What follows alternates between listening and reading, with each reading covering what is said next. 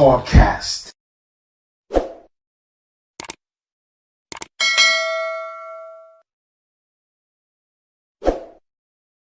So welcome to everyone to the fourth episode of the Front Row Media podcast. I'm excited for this one because I have an actual super exciting guest with me who I'll introduce in a second. This is actually our first episode with like increased production. Before we'd kind of have these conversations virtually. So it's the first time we're actually having the conversation in like a dope space. So the location is actually Workshop 17 in Cliff Street. But to maybe speak more about the guest that we have, her name is Robyn. She has her own brand called sinCHUI, and I'll actually maybe just pass it over to you. So, yeah. Hey, how are you? Good, thanks. How are you doing? I'm good, thank you. Fantastic. Thank you for having me here today. Yeah. Your space that you guys are in, very cool. It's a dope space, Yeah. actually. I'm not gonna lie. Like, it still has a bit of work, but like, yeah. So maybe would you mind telling like the guests or the listeners like your name and your surname, maybe like where you're from and like what you do. Okay, so my name is Robyn Agulhas, Yeah. and I am from Cape Town, born and raised, and I own a brand called sinCHUI. Yeah. Yeah.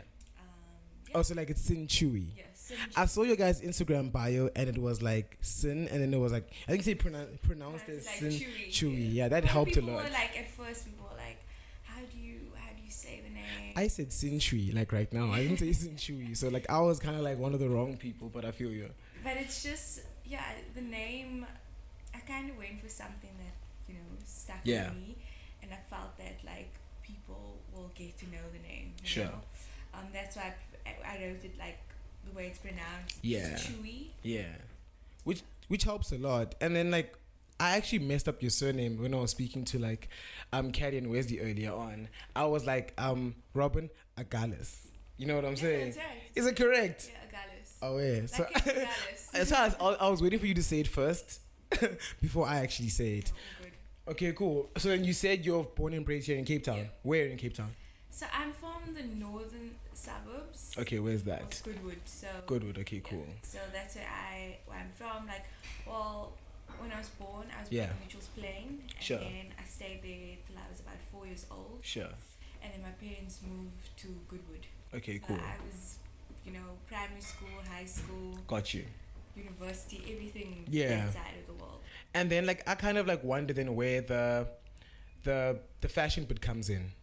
So you're raised in Cape Town, born and raised in Cape Town. And how did you eventually decide to go into fashion or fashion design? What kind of spurred that on? So growing up, I think it was, when I was younger, I grew up like, Yeah. played outside, that Okay, sort cool. of thing. You're an active kid basically. Yeah, and as we got introduced, first was SABC 1, 2, Yeah. 3. Of and course. then we got introduced to like MTV Yeah. and that sort of thing. So Yeah. fashions, like that love started when I first found Missy Elliott. I was Missy like, Elliott. Oh, that's an she actual. is- So that's early 2000s, right? Yeah.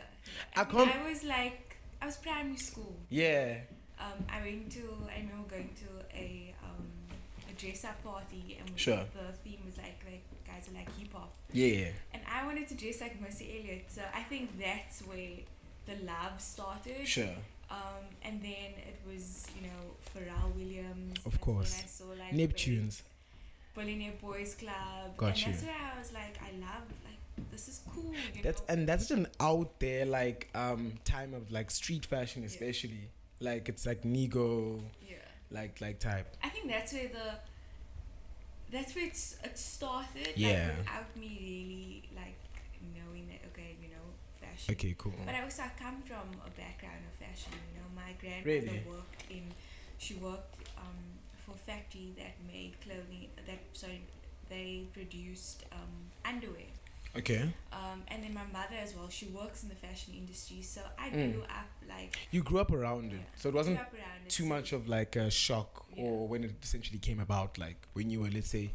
It took me a while to then figure out that I want to be in fashion. Sure. I always had this doubt about my ability. Like, Yeah. I still can't draw up until today. Yeah, it's actually crazy because like it took me going to fashion school. I didn't do fashion design, but in my honors there, and interacting with fashion students, and most of them actually didn't know like or didn't even care to know how to sketch. I think it used to probably be like something which is required, but I don't think it is anymore. Well, I mean, for your first year, it is required. Oh yeah. That you need to sketch and that sort of thing. But when you do your own brand, when you leave school, it's kind of like But whatever your system as you go about, you end up doing more digital work. Yeah. But for me, it was also like I always had this doubt, like you can't draw, so don't go and apply. I got you. Design. And it's also really expensive, Yeah. I had a similar thing though. I had a similar thing because like I didn't come from a fashion background. Okay. Like I did an economics degree and I was working like a corporate job. Yeah. But like I knew for a fact that my trajectory was fashion. Yeah. So it's a thing of like, but it's when you're applying and stuff, I'm like, hey, I want to do my honors in fashion. And they're like, you didn't even do your undergrad in fashion, dude. Like, you know what I'm saying? Like, how can you prove to us, that you're capable, basically? Different avenues in fashion, Yeah. So I think that's the nice thing about it, though. Like for me, I actually started, I studied politics at first. Really? Yes. Where did you study politics? I would not have guessed that, actually. It was not something that I was like wanting to really do. Yeah. But, it's easy to pick. My family was like, no, you pass to go to university, go to university. Cool.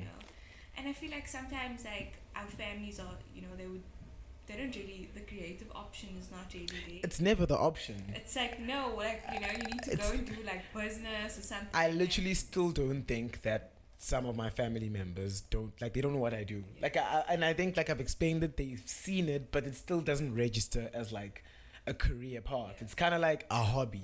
Yeah. You know what I'm saying? It's like, okay, cool, but once I'm doing, like, what's your actual job? I suppose until, like, hopefully we are this generation that can show that we can make money from it. And I think we are. Change, I think we are.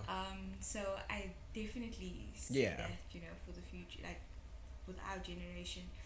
But yeah, that was me. Studied politics. Yeah. I was like, no, this is not for me. So I worked in corporate. Did you work in corporate? Yes.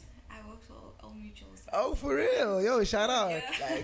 Like, bro, if you, I can even guess probably the job that you did. Like, literally. So I get you. That was definitely that, and it's definitely different parts. It was like, just trying to find my place. Sure. Trying to find like. And it takes some time. Where I belong and things like that. So it took time.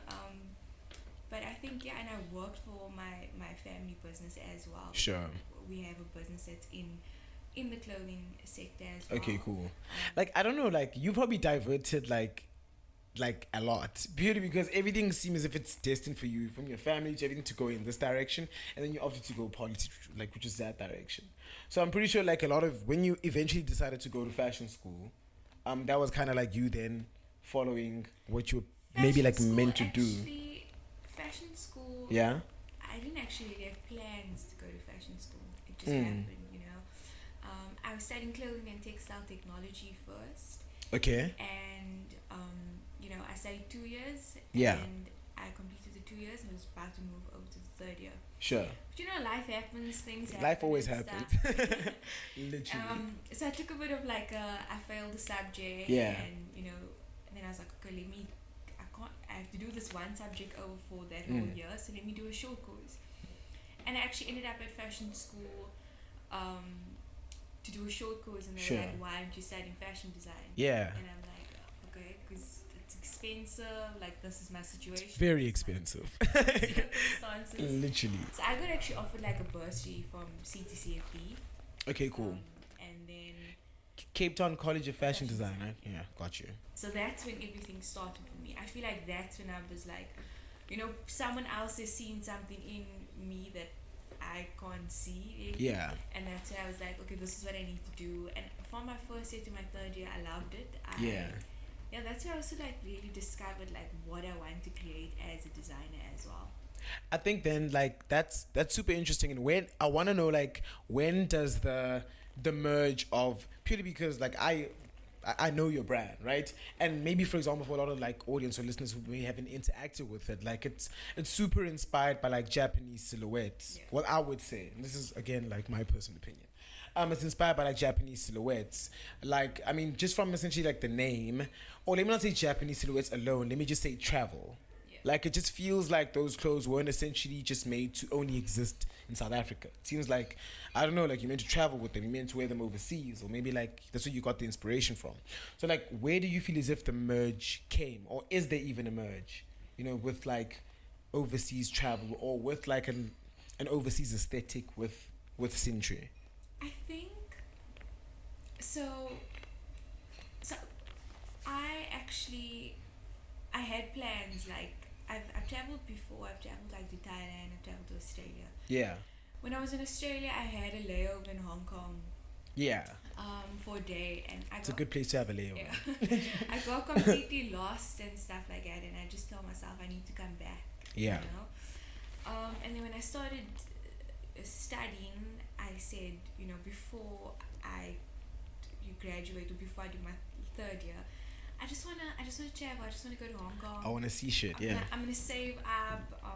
You know, I just want to be inspired. Like I'm inspired by Cape Town. I'm inspired by the people. It's a different kind of inspiration though. Like it's only seeing Cape Town and like you know. Go over. Yeah. I just wanna just experience something different. I want to meet people, network. I just want to go and just love like a local for a bit. You sound like me. You sound like me when I'm moaning that I have to go somewhere, but I don't know where to my friends. I'm like, I just feel like I need to go somewhere. But it's just like Yeah, I need to pack my bags and go somewhere. I'm not sure where, but like I need to go somewhere. So yeah, so I saved up. I worked in the film industry on my holidays. I did whatever I could to, you know, save up and, you know, make it possible.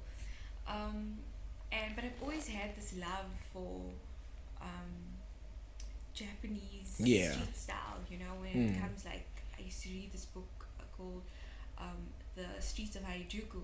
Yeah. And you would see like how fashion like started like in like, you know, say 1990, like how it evolved, like how people the craziest dress thing. up and like why they dress up and like why there's this different you know, cultures around Harajuku and things like that. So they just do it differently there, and like it's like they really take it serious. It's like a serious consideration for like, you know, just fashion in general. And like, it's also like there's not one specific style, you know. Yeah. There's not one specific look or anything like that. It's I can wear this coat and there'll be like 5 other people with a coat, but it's dressed so differently. Exactly. And that's what I like about it. I like that it's like you can be unique, you can be yourself. Yeah. And yeah, so my brand is inspired by like that street style. That it is inspired by the Japanese silhouette, the attention to detail. And you have a lot of attention to detail to your. I implore everyone after this podcast to go have a look, but like you have a tremendous amount of detail to your garments, and I think that's one of the things which, if I can say my honest opinion, which differentiates you from. And I think we'll speak about that a bit more later on because there was a global competition you were involved in, wasn't it? Yeah. So it doesn't surprise me that you're even involved in that purely because like just those.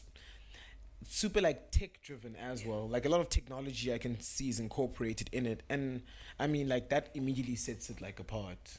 I think that was like with my third year collection. I just planned to push boundaries, you know. I didn't want to create this retail ready collection because this is the one time that I'm graduating. This is the one time that it's good that you didn't, because like the way things are setting up right now is kind of like retail apocalypse low key, you know. So I just I feel that you know, people in Cape Town, Joburg, Durban, everybody's just like dressing, and they wake up in the morning and they're like, what am I wearing today? It's all about like, you know, what they're wearing and that sort of thing. Yeah.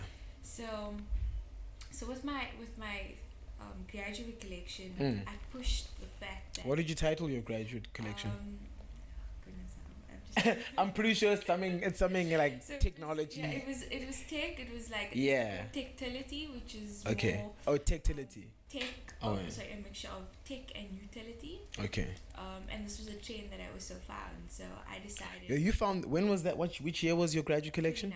2019. Okay, like you kind of found it like, because everything is tech nowadays. You know what I'm saying? Everyone wants to kind of like you know, even like from like a street style perspective, like your Carhartt, your Dickies, for example, like that's what like Solomon's. There's like that's the whole vibe and stuff. So for you to have been on like the whole the utilitarian like back then and stuff, it's kind of a bit ahead of where people, because we're only about crazy about that shit like now. And it's 2021 now, like. But I think with that, I'm always like, so the inspiration behind it was also Instagram, and I feel like the world's on one page. Yeah. We have people in Facts. New York following your page. You have people in the UK. You have people from all over. We following other people's pages. Yeah. People are looking to Africa. Yeah. They're looking to South Africa. 1,000%. And we've had so many like amazing local brands that have been in ID. They've been in Hypebeast, all of those Dazed things. everywhere. So so that's amazing. So for me, like, the world is on one page when it comes to Instagram, What would you then speak about? And this is maybe to speak about, like, maybe not even just the brand, but what the brand and yourself have achieved. So I saw that you were also like a Design Indaba creative, right? How does that process of selection even come about? Do you apply for that? And then, like, even you being selected, is that like, what does that actually mean? What does it mean to become like a Design Indaba creative? So you have to apply. Okay. Step number 1. First apply, guys. Yeah. Shot at everything. Whatever you find on the internet, competitions, especially for design students. It's tough though. It's so important to apply, and your first 2 years, once you've graduated, those are the years where there's a lot of competitions for graduates. And it's just a time frame in which you can apply. Yeah. I know with the Design Indaba, they take on not only graduates, it's people that have businesses, people that because I saw like there's one actual homie like in your cohort. I think it's Silky Lavender. Oh, you yes. see? Yeah. So shout out to him if he's watching. Very talented.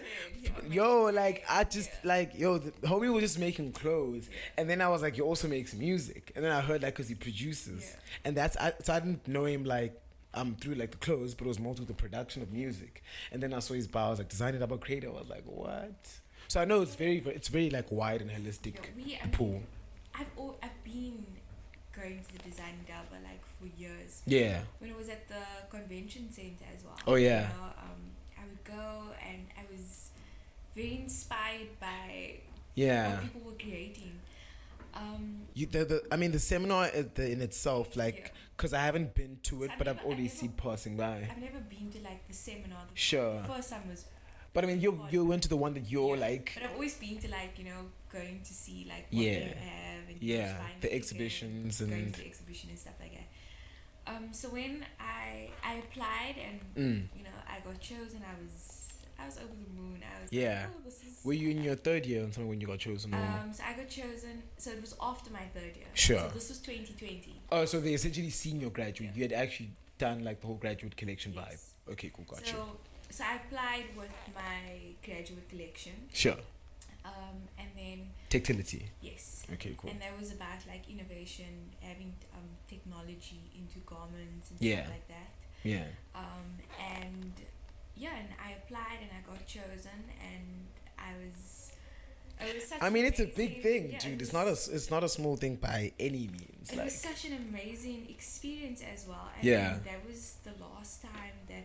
I mean, COVID also just happened. Oh, was that your guys' year was the last one where it actually happened, eh? Yes.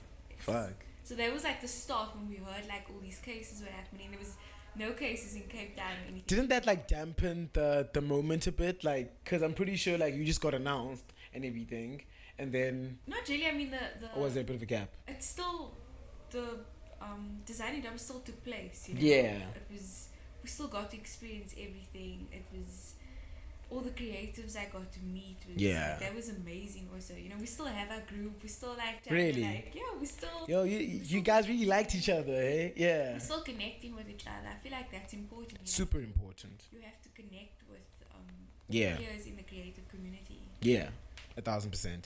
And then so going on from the design like Indaba like bits, like then I don't know. I don't want to ask you about 2 programs like back in one another, but then like maybe just chat about I saw the Great Africa Shivas program, like, and purely for maybe for me first, because I really want to understand, like, and because I don't know really what the program encompasses, some of like a layman's terms, and like I first of all just maybe see like Great Africa, for example, collaborate with Shivas, like, you know what I'm saying. I think it's very encouraging to see. It's encouraging to see just like how bigger brands are able to take a chance more on creativity. You know what I'm saying?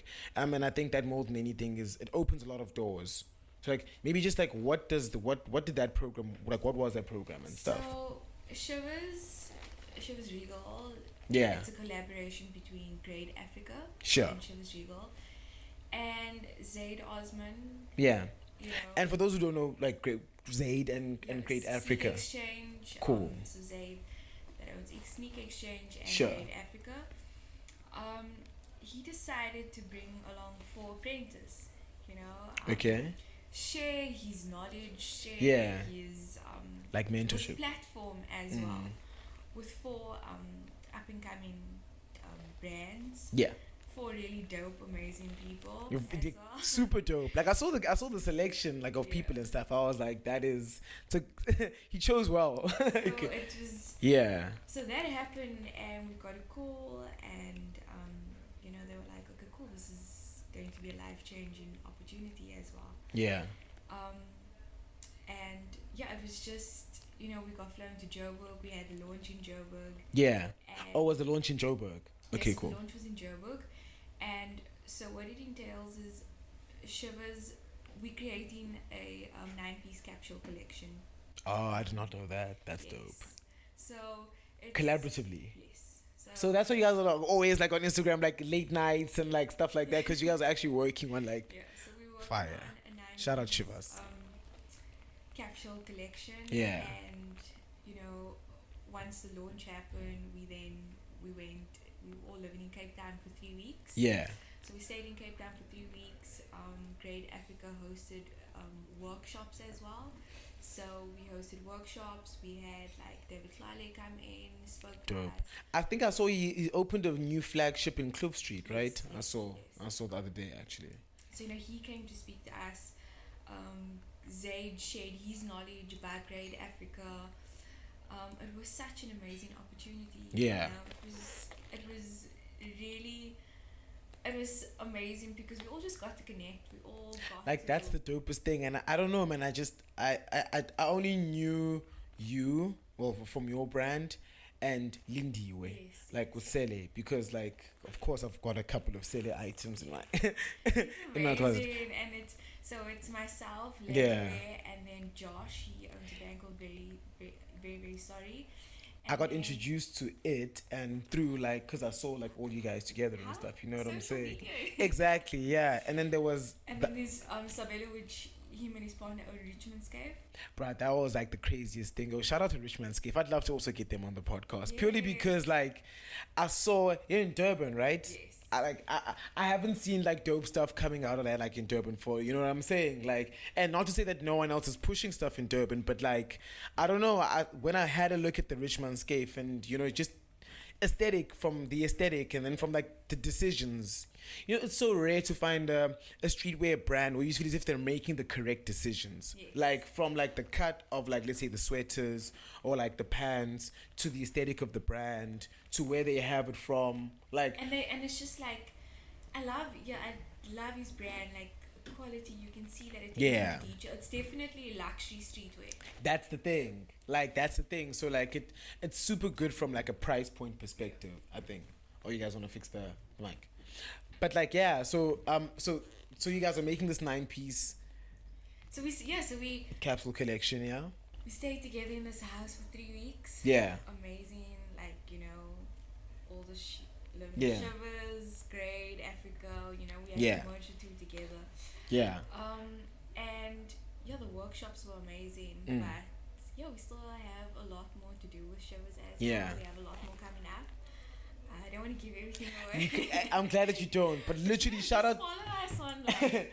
Well, I follow you guys now. Like, yeah. I wish we could find a way of we're finding a way of even putting the socials somewhere in post edit because that's critical, very very critical.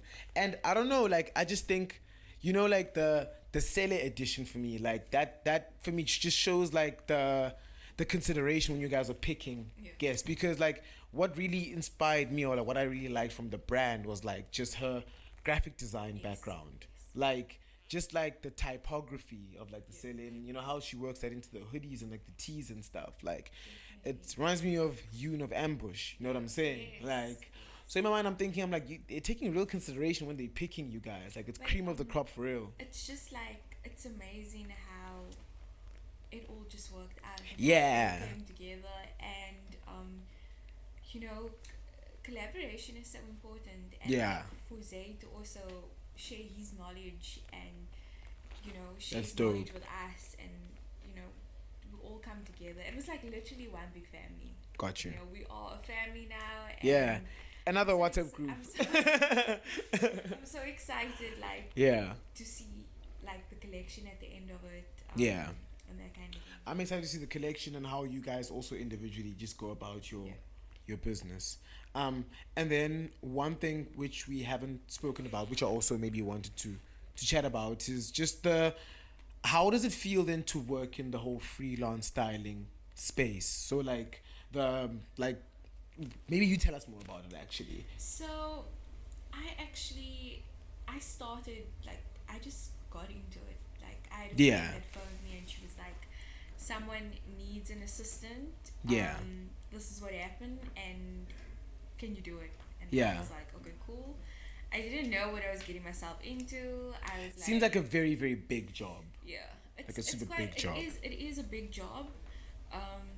So yeah, I just got into that, and for me, the first time I did it, I was like, oh whoa, this is cool. You know? Like, but it's attention to detail. It's like, you know, you gotta fix things. You gotta make sure that it's. Like, I'm sure good under pressure as well. Like, because I'm just, like, it moves pretty quickly there. I can tell. It moves quick.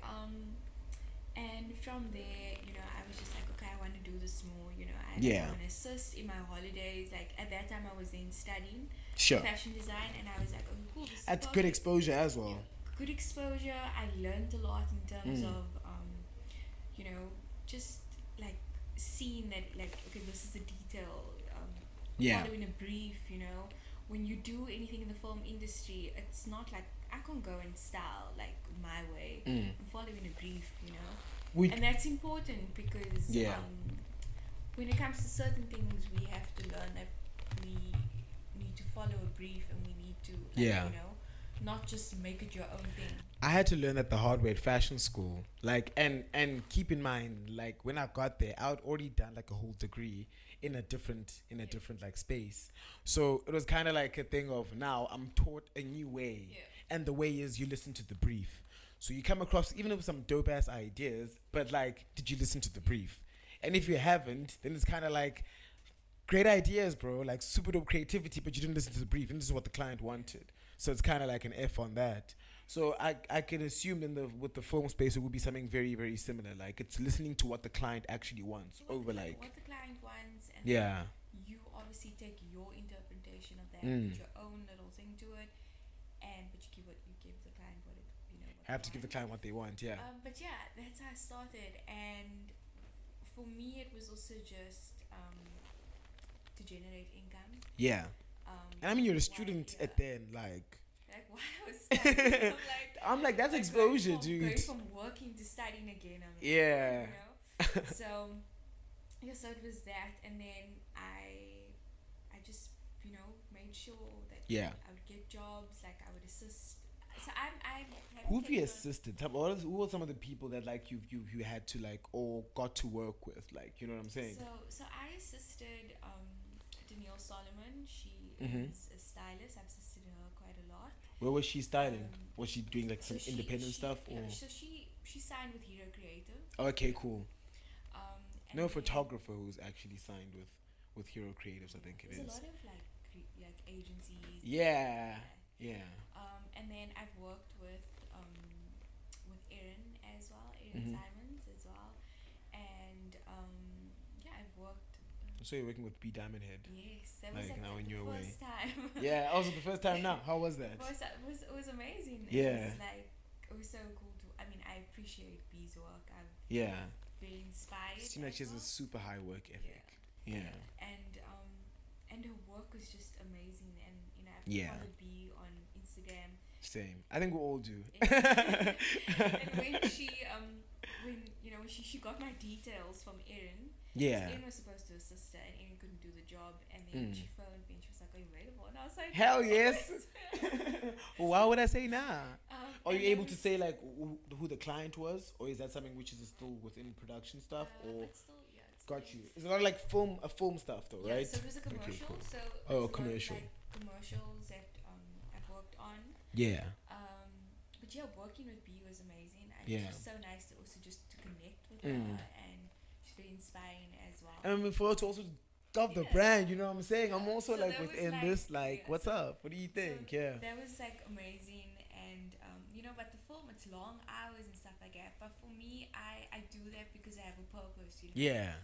I need to make money in order to fund my brand. Exactly. So that for me is like That's how it early is. morning, late nights, but I'm there. I'm doing the job because Yeah. that's what I make. The money that I make is going into my brand. Like, it's so crazy because I feel as if we live in one of the very rare countries where, like, I mean, other countries as well, I'm not going to lie, but like where you just have to be the creative and then you have to flip the creative hat off and also be the business person because you have to fund your collections. It's like, I mean, it's liberating to a certain extent, but I mean, it gets to a point where it's also like exhausting purely because like everything has to be self-funded. Like, there's no real help.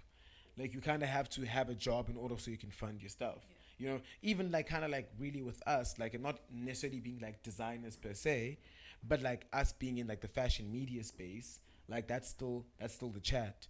So I can imagine like, but it must be good purely because in the fashion like you're assisting styling and stuff, like it's very, very close at least to like what you do. Yes. You're able to, one hand can wash the other, Yeah. like low key, you know? And also, like, you know, I learn as well. I meet photographers. Yeah.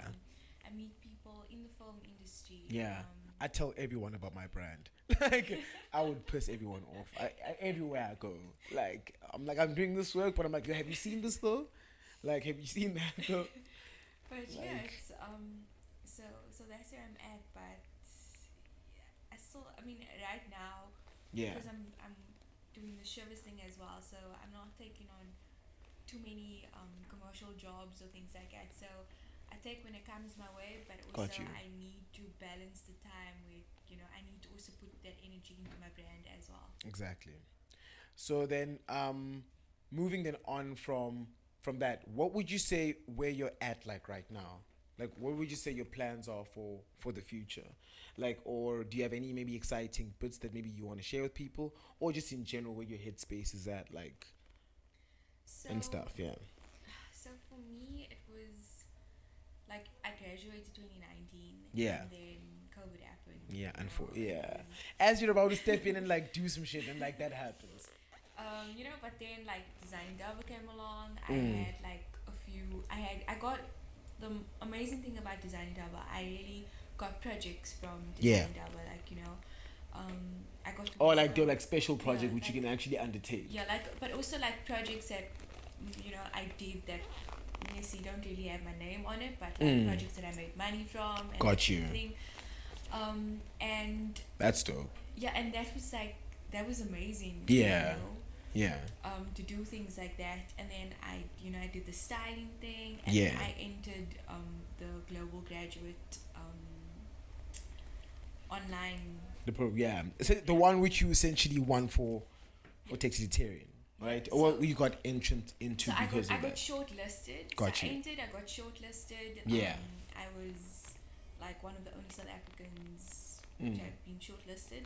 For me, that How many was South like- Africans were there out of interest? I don't know. I'm not sure how many had entered. Got you. or anything Got that. you. But I know there was in the art. There was. Oh. I can't remember them. Yeah. Oh, but in the fashion design, Yeah. probably like you and maybe like a couple of other people. Yeah. So it was me, and then most people like from the UK, from.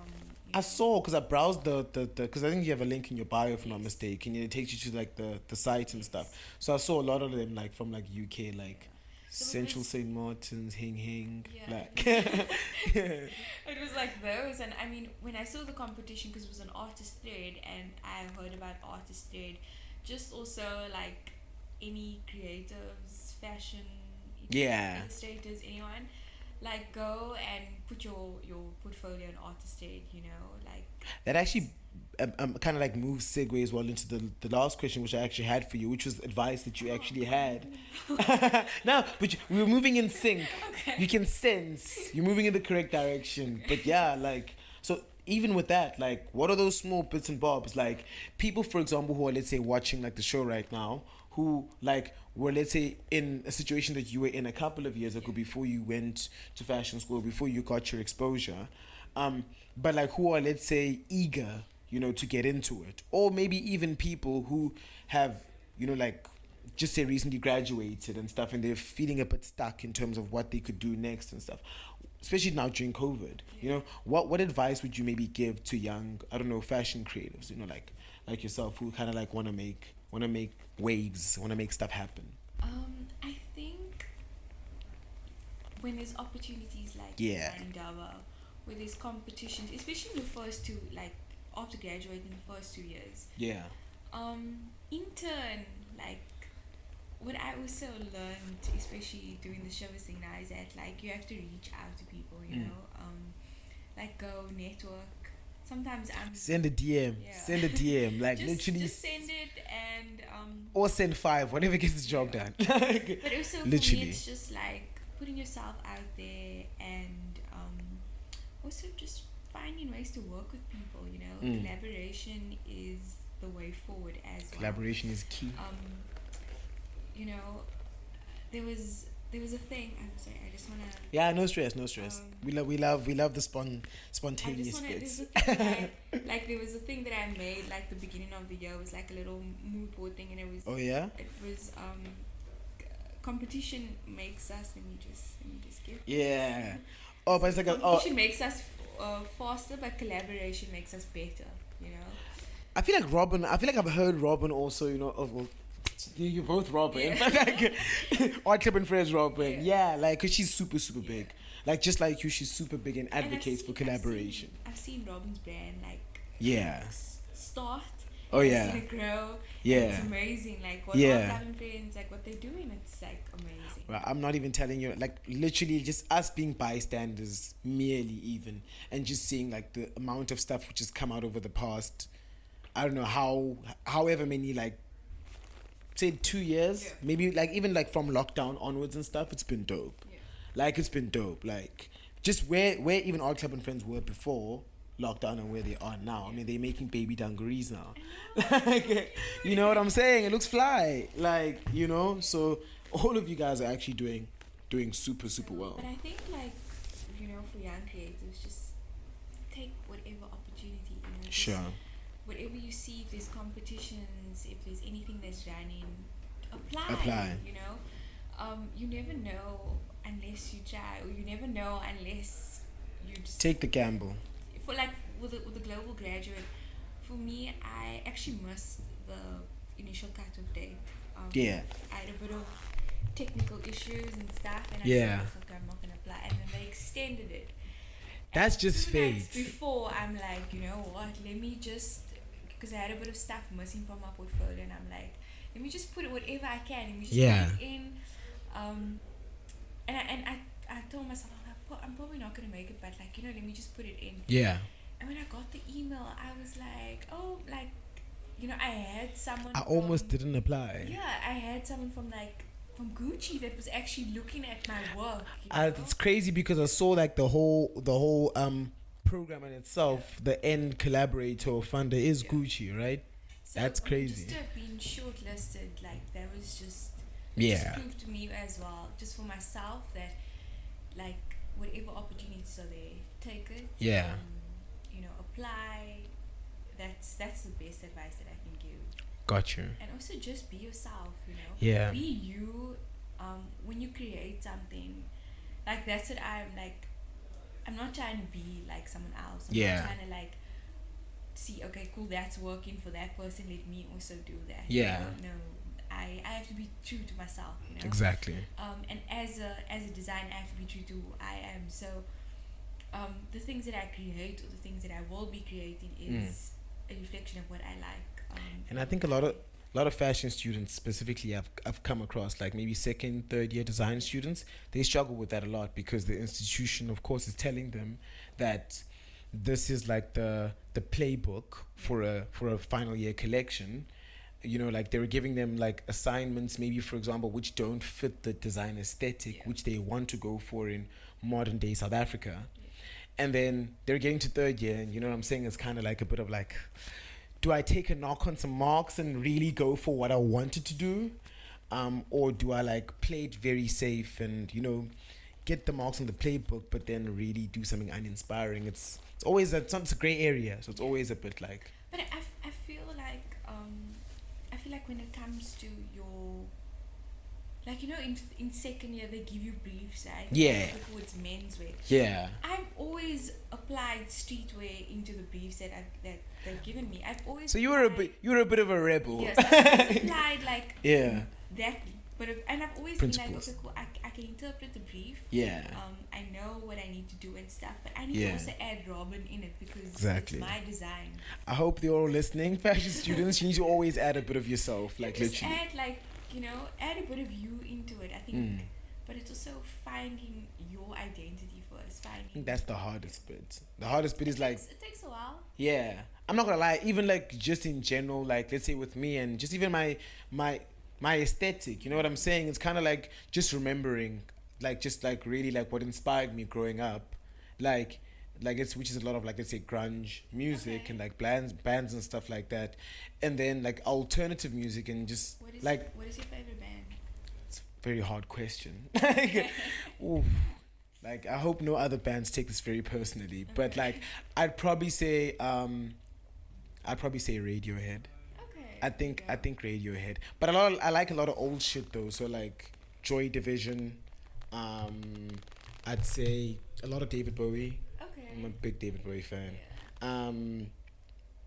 Queen is dope. Yeah, Queen is. Yeah, Queen is fire. But it's just like it's dope, like, you know, where people get inspiration from. Exactly, because that's where I first saw people like wearing like denim stonewashed jeans, like black boots and like high-waisted pants, like with like the vest on, and I'm like with a leather jacket and with the shades. I'm like, yo dude, like is that how you pulling up? That looks actually pretty dope. Like no one dresses like that. So it's that and the music, and that informs like, you know, like the aesthetic thereafter and stuff. Which bands do you listen to? I realize you I asked you, but I'm not like super into it. I mean I appreciate it. Got you. Queen, yeah. You know, your other vibe. Music. I feel like when it comes to music, I can appreciate different types, you know. Got you. But I think yeah, like more than anything, that's kind of like what I had in the bank to ask you. First of all, thank you for coming. Thank you for literally you coming to us, to our space, our newly found space, and shooting this with us. Yeah. Like I learned a lot about your brand. I learned a lot about you. And I just literally want to say, even from like a personal perspective, you're definitely going very far. And yeah, like more than anything, we're gonna have more guests as well. We're aiming to kind of like have a more continuity with these episodes. So yeah, just stay tuned. Different fashion specialists in different sections, not just designers, writers, photographers, everything. And yeah, thanks for tuning in. And again, thanks for joining you guys. So this is a good space that you. We're trying some shit. We're trying something new. So I wish you guys all the best as well. Thank you. And I always wanted to be on a podcast. Well, now you're on a podcast. I listen to a lot of podcasts. So I'm like, okay, cool. Like and share. Like and share. Literally, but yeah, I think it's.